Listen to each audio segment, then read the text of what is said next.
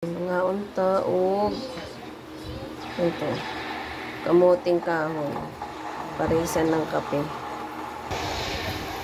Mga unta. Ayan ang aming merienda, kamote. Hinaan mo nga yan na. Hinaan mo please.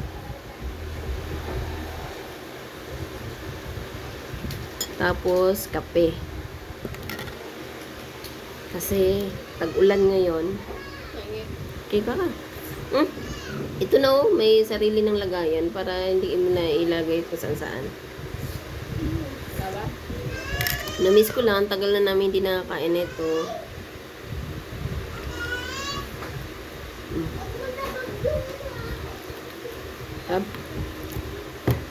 Madilim.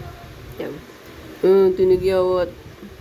Kung kailan tumanda, no, saka silabasan yung mga ano. Tulad yan, labasan yung mga allergy. Ay nako. Ay, madilaw na dilaw. Fresh.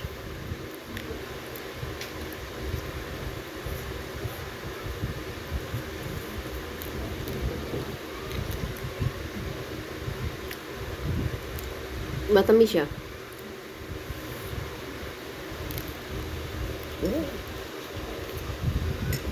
Apo. Nag-promise ako hindi na magkakape. Pero nakapagkape pa rin. Kaya pala masakit. Ayan o. Nasipon kasi ako ngayon eh.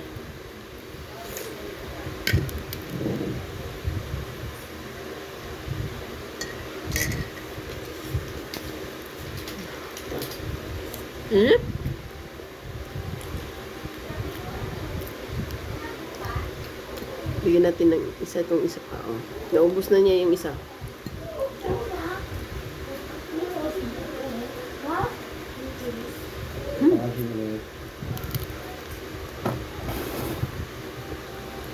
Doon ulit? 150.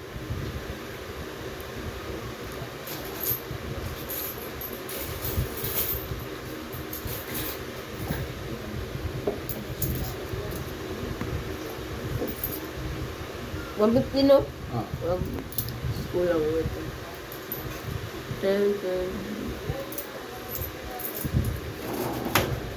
Naghanap buhay mo na ako, ha?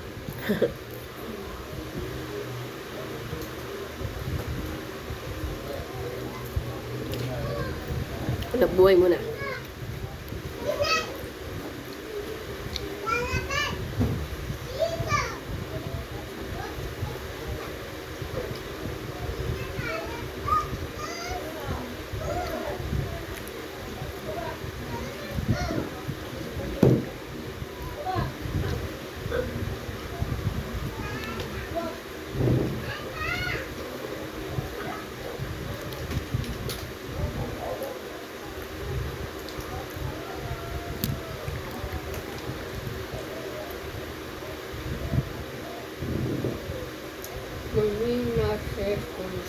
Okay, done. Bilis ah.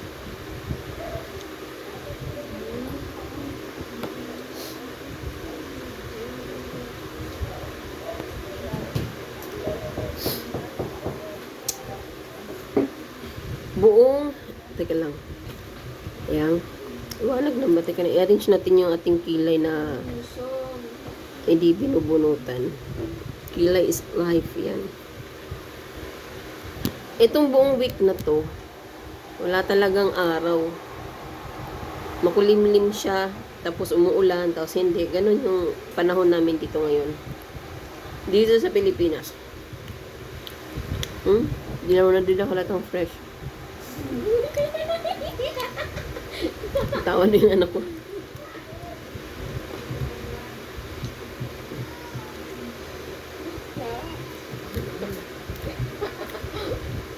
Yung anak ko dati, kumakain na siya. Ito yung kanya, oh. Ayan, oh. Ito yung kanya. Ayan siya. Hello. Yan. Dati, hindi yan siya kumakain ng ganyan. Pero nung sinanay ko, ayun, kumakain na siya. Nasa magulang lang talaga. Pag sasanayin mo yung anak mo sa mga ganito, sa mga ano ba tawag dito? Root crops. Masasanay talaga. Sanay lang siya sa mga kakanin. Hindi yan siya maarte. Nakatatlo na nga yan siya ito. Ganito, oh. Ano ba balak maghapunan? Kasi ito, pwede na ito panghapunan. Yung probinsya nito, ano yan? Kahit ito lang kainin mo, okay na. Umaga, tanghali, gabi.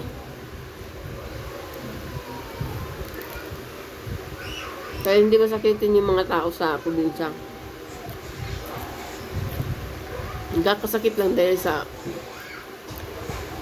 alam mo na, bisyo, inom.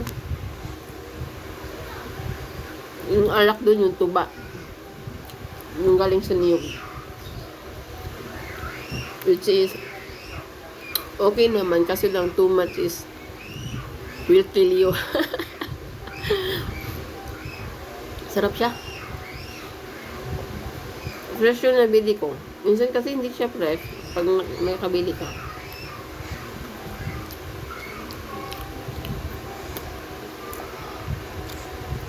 Tapos, papalisan ng kape.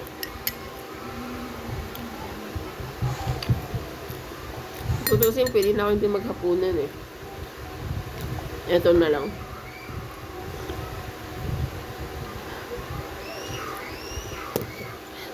At saka ilang piraso lang siya. Ang mahal. Porkit per months na, nagmahal 30 pesos kalahating kilo. That's mine. Naanuhan na yan. Na bawasan. Ayun na, nagkukuha. Yung isa na lang natira. Kalahati lang binili ko kasi dalawa lang naman kami. At saka sayang kung hindi maubos. Ayan. Oh, yan oh. Ay. Ang ganda ng kulay. Perfect. Fresh pa talaga siya.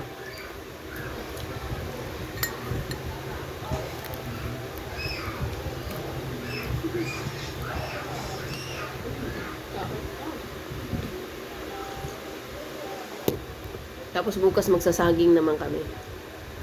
Ano muna kami ngayon? Mag-ala probinsya dahil wala kami sa probinsya eh. Dapat anong sabi na Ang ganito, no? Itatanim mo lang to sa probinsya. Antayin mo lang to ng mga 3 months. Makakaani ka na eh. Dito, mahal. Wala kasing space dito eh. Ang probinsya, ang pinaka-probinsya dito sa Manila is Laguna, Cavite.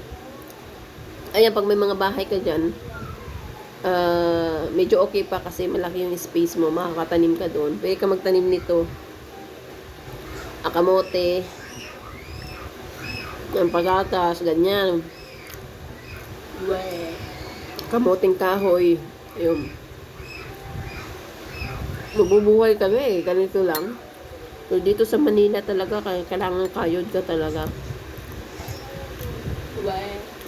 Kasi, sa ultimo pagtatanim, yun na nga lang asahan mo. Para may makain ka. Walang space. Squatter kasi dito kami, nakatira kami sa squatter. So, paglabas mo, isang hakbang lang, bahay na ng kapitbahay mo. Kaya wala talagang space. Madalas ang space dito sa rooftop. Ito na lang last. Parang ayaw na ng anak ko ah. Ano, kaya pa na? Nabusog na. Rap. Nabusog ko eh. Pabigat kasi ito sa tiyan. Busog na nga ako, pinipigit ko lang eh.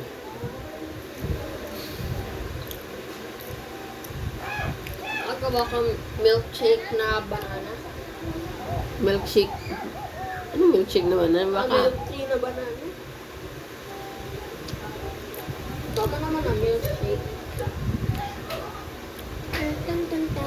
Baka shake na banana. Oo, shake at labanan. Hindi, milk tea. Oh? Nagawa kasi ako nakaraan ng milk tea. Gawa ka ulit naman. Hindi. Minsan lang yun kasi hindi naman maganda yun palaging milk tea. Ito, mas okay pa ng ganito palagi araw-araw. Eh, no? Ang ganda ng kulay.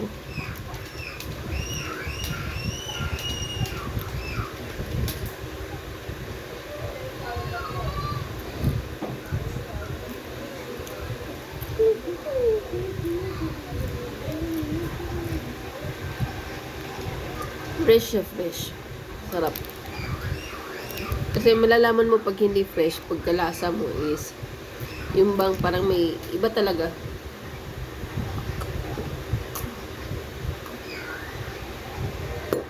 Ito, pag kinain mo, mararamdaman, malalasahan mo talaga na fresh siya.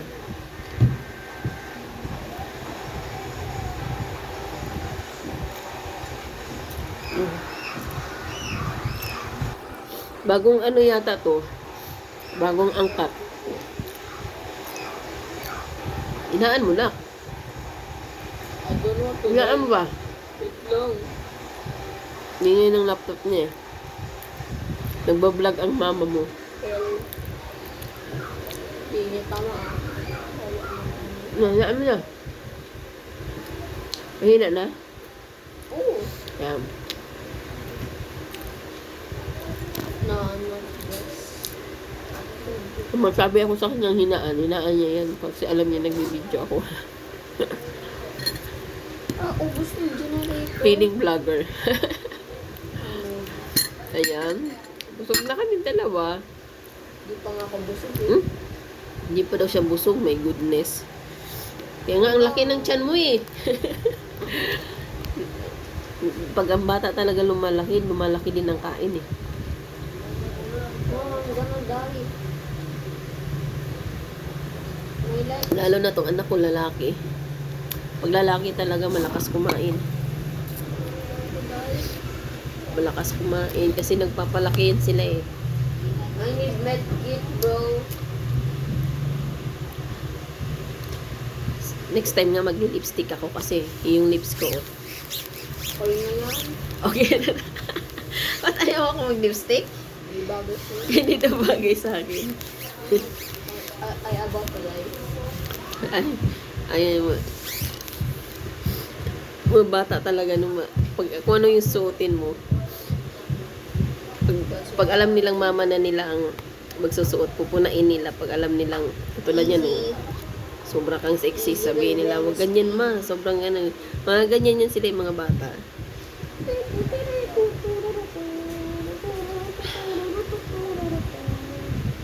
Ayan, nagkape na naman ako kasi umulan eh. Tapos bigla akong na-miss, nag-cravings ako ng kape at saka ito, kamuting kahoy.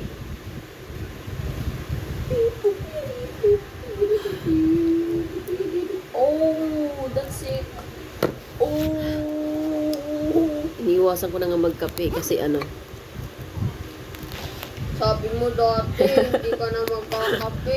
Ngayon naman, nagkape ka. kaya nga eh, kasi umulan kasi, kasalanan ng ulan. Bigla kong na-miss yung ano, kape at saka kamote pares. Hindi lang yung kape. Yung sa kape. Kailangan ka lang magpalinis ng ngipin. Ha? Tsaka, Risk ko nasira. kaya to eh. What if mama nasira yan? Lahat ng ngipin mo nasira. Payag ka. Wag naman eh. Yan ang lang yung maganda sa akin eh. Walang kaganda-ganda yung mukha ko. Bye-bye! Yan lang. Busog na kami sa merienda. Bye. Uy, hindi pa naka-off. Hindi pa naka-off? Bye-bye ka na para ma-off. Bye-bye.